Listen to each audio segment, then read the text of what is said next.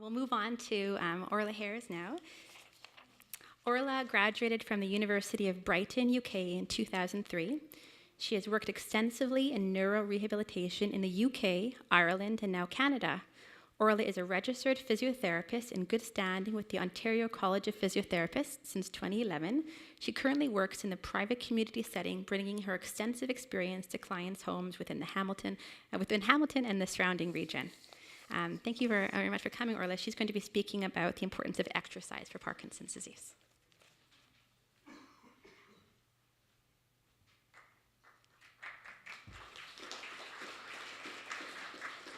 Good afternoon, everybody.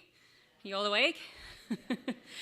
Okay, so I'm going to be talking about the importance of exercise. There is nothing to disclose.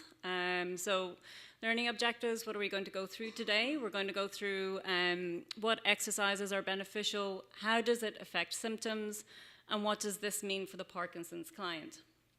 So what is exercise itself? Well, exercise is an activity requiring physical effort carried out to sustain or improve health and fitness. This may include things like Tai Chi, boxing, swimming, dancing, walking. It also includes things like your physical activities, like your gardening, your household chores, shopping, or laundry. And as you start to age, some of these physical activities may be getting being put by the wayside. Gardening, household chores, shopping, laundry. It starts to become a little bit more difficult, so you stop doing it. This is a natural type of exercise to do at home. People stop doing it, so you stop doing your actual exercise at home. When we're actually talking about the exercise, so things like the Tai Chi, the boxing, or dancing, what are we actually looking at with that type of exercise? So you're looking at an element of the aerobic resistance, stretching, or balance component of that exercise. And when it's an aerobic exercise for Parkinson's disease, you're looking at more of the moderate or vigorous exercise, which is more beneficial. So that also includes, that's supposed to be right. So you're looking at basically 150 minutes of accumulated exercise per week, of moderate exercise, or 75 vigorous minutes of exercise. That equates to about 30 minutes, 5 days a week, or a combination of both. Resistance-wise, so strengthening, you're looking at using your own body weight, looking at weights, TheraBand. If you're at home, you can get your bag of sugar or bag of flour as a weight to actually increase your strength. And this should be done about 2 to 3 times a week. Stretching-wise, stretching improves flexibility. It decreases the rigidity or the increased tone that you may be feeling. It improves the ranges of the joints, decreases tension or stress-related muscle tightness. So balance-wise, it does decrease the risk of falls because, as Dr. Connolly said, you are actually increased of risk of falls. And if you have that first fall, you have an increased fear. And if the fear is there, you're doing less and less. And we want to try and improve that. We want to try and decrease the risk by improving your balance. It improves confidence then to continue mobilizing in your own environment or in the community so that you're not just sitting at home afraid of falling. If you are at risk of falls or you've had 1 or 2 falls, the recommendations are that you do balance-related exercises 2 to 3 times per week. So why exercise? Well, in the general population, when you exercise, you reduce the risk of chronic diseases such as coronary heart disease, high blood pressure, stroke, type 2 diabetes, or some type of cancers like the colon or breast cancer. It reduces the risk of depression, helps maintain weight, helps maintain bone density, and reduces the risk of falls. It also improves cognition. So within the Parkinson's population, what they're looking at for exercise are some of these symptoms. The moderate to vigorous exercise can have some effect on these. And they then say whether there's a correlation between the actual exercise improving some of these symptoms. Does that actually slow down the progression, or is it a neuroprotective? We don't know yet. So some of the symptoms that you're looking at for Parkinson's, the motor symptoms, this has all been explained before, but you have the poor fine movements, the hypokinesia, bradykinesia, so that's the small movements, the slow movements, freezing of gait or the falls. And then for the non-motor symptoms, you have the depression, anxiety, lack of motivation, sleep disturbance, and fatigue. So when you exercise, we're looking at trying to stop this cycle, stop the circling of the actual non-motor symptoms. They're all interrelated. If we can stop that from happening, can we actually improve your outcomes and your quality of life? So how does the exercise work? Well, in animal studies, there are changes to the function of the brain where it says that some of the neurons are actually protected. So there's a neuroprotective component, which then may indicate that it slows the progression of the actual Parkinson's disease. Again, these are in animal studies, not in human studies yet. There is one on the go, but it's not published yet. Changes to the behavior of the brain, so you get corticomotor excitation and you get changes in the gray matter volume. So that might actually indicate that it changes the cognition aspect and improves the dementia component of Parkinson's disease. You also get a lot of neuroplasticity. So regardless of what happens within the brain, you are looking at trying to make a change.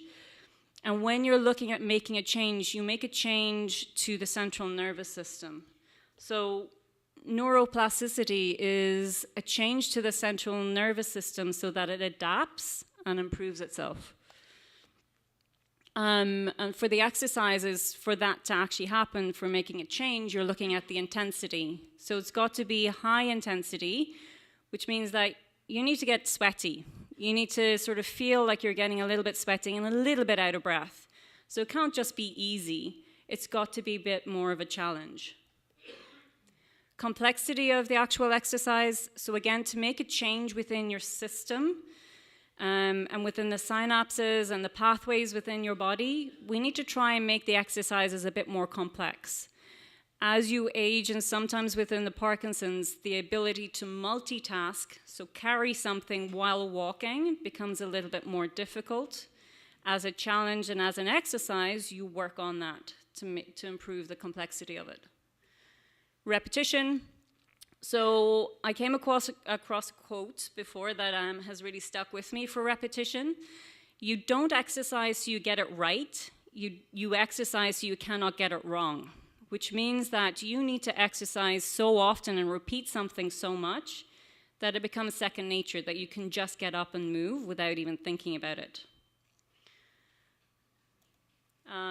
Salience. So your exercises have got to be a little bit more rewarding. If you are motivated and it's rewarding, you get a reward at the end of your exercise, then you're more likely to continue doing it. Again, with Parkinson's and the non-motor symptom, the apathy and the decrease of motivation is a major barrier to exercise. So if we can get you moving to the kitchen to grab your cookies, then that's actual physical activity. We can decrease the weight at another stage, but it's a salient exercise and it's a physical activity. Timing-wise, we look at trying to get you exercising when you're on. So when the medication is working at its best, you will get the best outcome of your actual exercise. That doesn't mean that when you're off, you shouldn't exercise. Sometimes you can actually exercise when you're off to try and get that feedback within your system so that you can make a change within your own neuroplasticity in the central nervous system.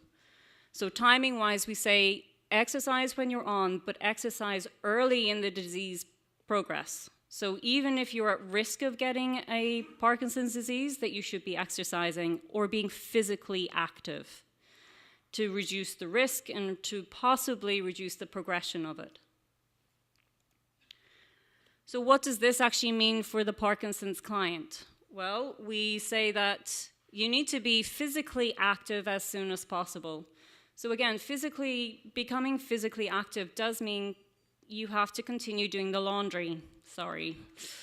Continue doing the laundry, doing the gardening, shoveling the snow if there's no other contraindications, just doing something physical where you're expending some sort of energy so that you can get that change within your central nervous system and it can affect some of those symptoms of the Parkinson's disease. And again, early in the disease progression is better than later in the disease progression, but it's never too late. Optimal medication, so I've put this in as in your medication needs to be at its optimal rate. We do say that there are some schools of thought that if your medication is at a certain level, instead of, sorry, Dr. Connolly, don't increase your dose of medication or your L-DOPA, but actually increase your exercise to improve the brain functions, which would then may actually slow that progression down. So you may actually find a better benefit through exercise than through medication, but they go hand in hand. So if your doctor has given you medication, you need to be exercising too. You can't be going back to your doctor and saying, "Doctor, my medication isn't working." It's like, well, did you exercise? Did you try to get physically active with this new medication? They go hand in hand, so it's extremely important to work quite closely with yourselves and how you're physically active and your family doctor or your doctor to say, okay, I'm optimally medicated and now I need to get physically active. And then we need to look at reducing the barriers to the exercise or the activity.